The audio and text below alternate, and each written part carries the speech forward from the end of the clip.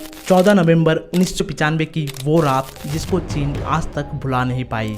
एक ऐसा केस जिसको आज भी चाइना पुलिस सुलझा नहीं पाई। आज से करीबन 28 साल पहले चाइना के एक नदी से एक बस बरामद होती है जिसमें से 5 लाशें बरामद होती है और लाशों की ऐसी हालत होती है जिसकी मिस्ट्री आज तक कोई सुलझा नहीं पाई। उस नदी में बस पहुंचने से पहले पूरी रात उस बस के साथ क्या क्या होता है वो पूरी कहानी आज के इस वीडियो में विस्तार में जानेंगे। तो चलिए आज की कहानी शुरू करते हैं। इस कहानी की शुरुआत 14 नवंबर 1995 की रात चाइना की राजधानी बीजिंग से कुछ किलोमीटर दूर युआनमिंग के युआंग बस टर्मिनल से होती है। उस रात बस नंबर 375 को युआन बस टर्मिनल से निकलकर सियांग सान बस स्टेशन पर पहुंचना था और उस रात का उस रूट का यही एक आखिरी बस था। तो युआन बस टर्मिनल से बस चलना शुरू होता है। बस पूरी तरह खाली होता है। बस में बस ड्राइवर और एक लेडी कंडक्टर होती है। कुछ दूर चलने के बाद उसी रूट में एक बहुत ही फेमस जगह है समर पैलेस। वहाँ के बस स्टॉप में वो बस रुकती है और वहाँ से 4 पैसेंजर उस बस में चढ़ती है जिसमें एक बुजुर्ग औरत होती है, एक जवान लड़का होता है और एक कपल होता है। तो वो कपल जस्ट ड्राइवर के पीछे वाले सीट में जाकर बैठ जाते हैं और वो बुजुर्ग महिला बस के बीचों बीच जो सीट होता है वहाँ जाकर बैठ जाती है। साथ ही में वो लड़का उस बुजुर्ग महिला से जस्ट आगे वाले सीट में बैठ जाता है। तो बस पैसेंजर को बैठाकर अपने रूट में चलने लगती है। उस बस का रूट सिटी से एकदम अलग होता है। दूर दूर तक कोई घर बारी वगैरह कुछ भी नहीं था। चारों तरफ जंगल था। रोड भी एकदम सुनसान और खाली थी। पूरे रास्ते में सन्नाटा छाया हुआ था। ऊपर से ठंड का मौसम और रात भी बहुत हो रहा था। अगर रोड पे किसी चीज़ की आवाज़ थी तो वो थी उस बस के इंजन की आवाज़। तो फिलहाल उस समय पैसेंजर, ड्राइवर, कंडक्टर को मिलाकर 6 जने होते हैं। तो बस अपने हिसाब से राइट टाइम पर चल रही होती है। फिर थोड़ी दूर चलने के बाद एक बस स्टॉप आता है मगर बस स्टॉप पर कोई होता नहीं है। इस वजह से ड्राइवर गाड़ी को स्लो कर लेता है मगर रोकता नहीं है क्योंकि किसी को उतरना नहीं था और ना ही किसी को चढ़ना था। मगर तभी ड्राइवर की नज़र बस स्टॉप के पास करीबन 150 से 200 मीटर दूर 2 बंदे के ऊपर जाती है जो कि बस के तरफ इशारा करते हुए, हाथ दिखाते हुए बस को रोकने के लिए कहते हैं। मगर बस ड्राइवर रोकता नहीं है क्योंकि वो दोनों बस स्टॉप पर नहीं होते हैं। तभी लेडी कंडक्टर बोलती है बस को रोको, बेचारे इतने रात को यहाँ पर खड़े हैं, शायद उनको बस पकड़नी है। अगर ये बस उनसे छूट जाती है तो पूरी रात उनको यहीं पर बिताना पड़ेगा क्योंकि इस रूट का यही एक आखिरी बस है। तो बस ड्राइवर बस को रोक देता है। फिर कुछ सेकंड के अंदर वो बंदे बस के गेट पर पहुंचते हैं मगर उनको देखकर ड्राइवर, कंडक्टर और बाकी के पैसेंजर हैरान हो जाते हैं क्योंकि बस के अंदर से वो लोग 2 नज़र आ रहे थे। मगर जैसे ही वो बस के करीब आते हैं तो पता चलता है वो 2 नहीं 3 जने हैं और जो तीसरा बंदा था उसके दोनों हाथों को अपने अपने कांधे में रखकर चल रहे थे वो 2 बंदे। इस वजह से दूर से लग रहा था जो 2 ही बंदे हैं। जो तीसरा बंदा था उसके बाल वगैरह खुले हुए थे सामने की तरफ से जिसके कारण उसका शक्ल भी दिख नहीं रहा था। ऐसा लग रहा था वो बेहोश हुआ पड़ा है और दोनों बंदे अपने कंधे के सहारे उसको चला रहे हैं। यहाँ तक फिर भी सबको हजम होती है मगर इनका जो ड्रेसअप था, पहनावा था, वो देखकर सबको अजीब लगता है और अंदर ही अंदर सबको डर भी लगता है। दोस्तों ऐसी वीडियो बनाने में बहुत ही मेहनत लगती है, एक लाइक ज़रूर करना। इनका ड्रेस कुछ पुराने ज़माने का राजा महाराजाओं जैसा होता है और जो 2 बंदे थे वो हद से ज़्यादा गोरे थे, एकदम सफ़ेद। ऐसा मानो इतने गोरे इंसान उन पैसेंजरों ने पहली बार देखा हो। ऐसे अजीब चीज़ें देखकर सबको थोड़ा अनकंफर्टेबल फील होता है और अंदर से उनको डर भी लगता है। तो वो तीनों मुसाफिर बस में चढ़ते हैं और चुपचाप एकदम पीछे वाले सीट में जाकर बैठ जाते हैं। अब यहाँ पर वो लेडी कंडक्टर सारे पैसेंजरों का हाव भाव देखकर समझ जाती है जो इन सबको उन तीनों बंदों से डर लग रहा है। तो वो सबको जाकर आहिस्ता समझाती है जो डरो मत, ये लोग कोई नाटक वगैरह करते होंगे। इतने रात को बस छूटने के डर से ड्रेस वगैरह चेंज किए बिना ही शायद इसी ड्रेस में बस के लिए भागते भागते आए होंगे, चिंता मत करो।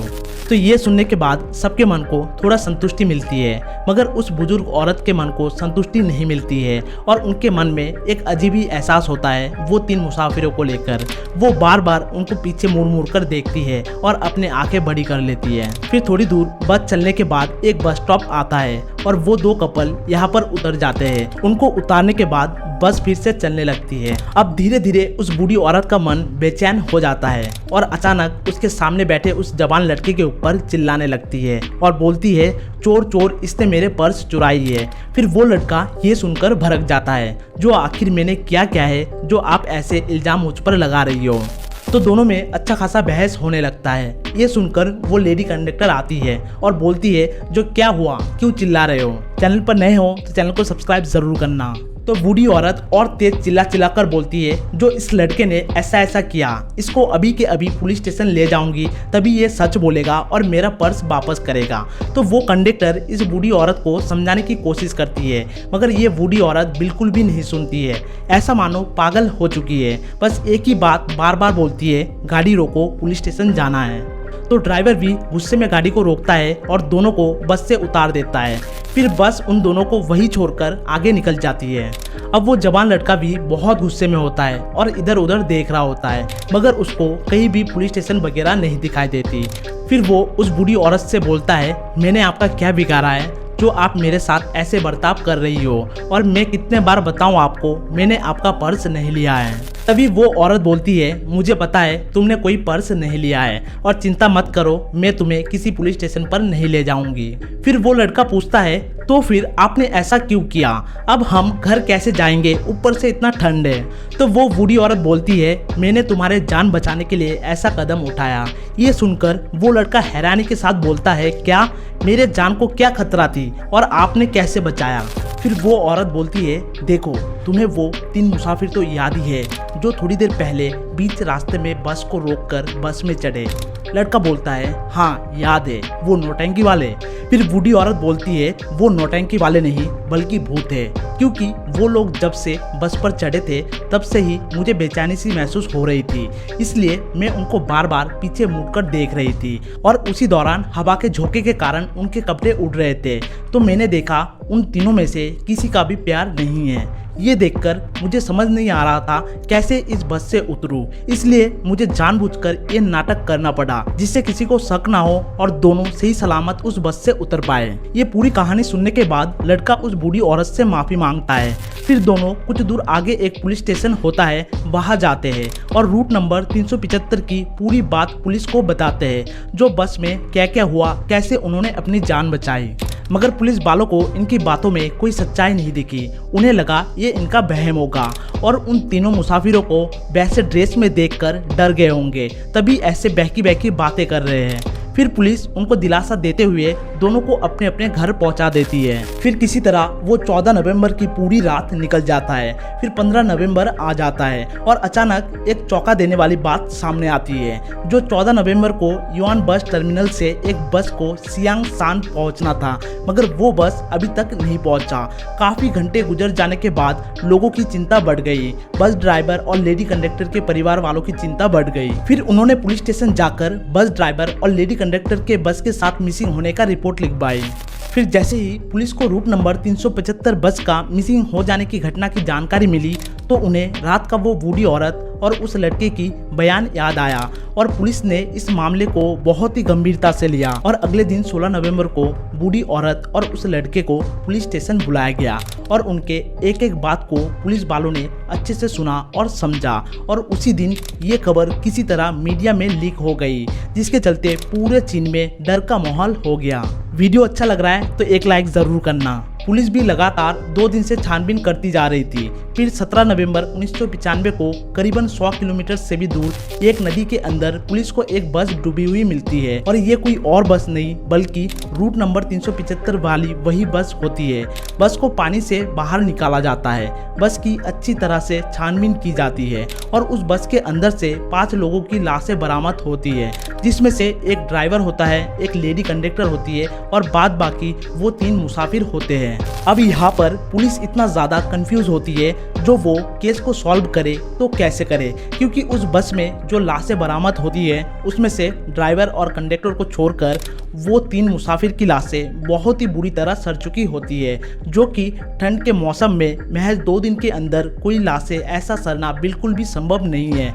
ऐसा मानो इनकी मौत बहुत ही पहले हो चुकी है और इनकी लाशें कई दिनों से रखा हुआ है। अगर सड़ना ही होता तो 5 लाशें एक तरीके से सड़ते, मगर ऐसा नहीं था, बस वही 3 मुसाफिरों की लाशें सड़ी हुई थी।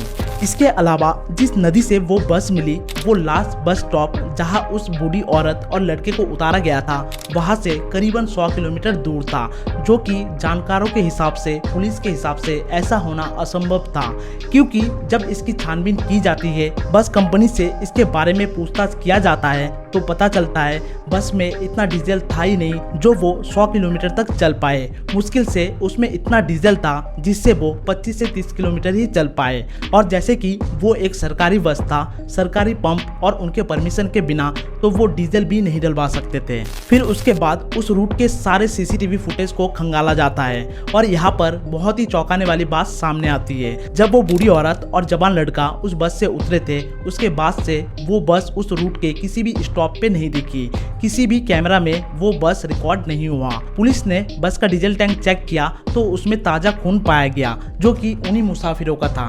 अब ये सारे अजीब अजीब चीजों से पुलिस और हैरान हो जाती है और अपने छानबीन में लगी रहती है। काफ़ी सालों तक पुलिस इस केस के पीछे लगी रहती है, केस को अलग अलग एंगल से सॉल्व करने की कोशिश करती है, मगर उनको किसी भी प्रकार का सफलता नहीं मिल पाता है और आज भी ये केस अनसॉल्व्ड है। अभी 2023 चल रहा है, उस हिसाब से इस घटना को घटे हुए करीबन 28 साल हो गए, मगर अभी तक किसी भी प्रकार का सुराग नहीं मिला। आखिर उस रात को ऐसा क्या हुआ था, वो 3 मुसाफिर कौन थे, बस 100 किलोमीटर दूर उस पानी में कैसे पहुंची थी, ड्राइवर और कंडक्टर को छोड़कर महज 2 दिनों के अंदर उन तीनों की लाशें इतनी बुरी तरह कैसे सड़ गई थी, ये सभी के सभी राज बनकर आज भी चाइना के लोगों में सवाल बना हुआ है। कहा जाता है उस घटना के बाद लोग उस रूट से ट्रेवल करने से डरते थे। वहाँ के ज्यादातर लोग इस केस को आज भी एक भूतिया केस मानते हैं। आपको क्या लगता है उस रात क्या हुआ होगा, कमेंट में शॉर्ट में जरूर बताएं। तो दोस्तों, ये थी चीन के रूट नंबर 375 बस की भूतिया कहानी, जो कि वाकई में सुनने में एक भूतिया कहानी की तरह लगता है। उम्मीद करता हूँ आप सभी को ये कहानी अच्छे से डिटेल में सुना पाया होगा। अगर आपको कहानी पसंद आया तो एक लाइक जरूर करना और इस वीडियो को जितना हो सके शेयर करना, और भी इस प्रकार की कहानियां सुनने के लिए चैनल को सब्सक्राइब करना और बेल आइकन को भी दबाना। अब आपसे मिलेंगे किसी और वीडियो में, तब तक के लिए जय हिंद, जय भारत।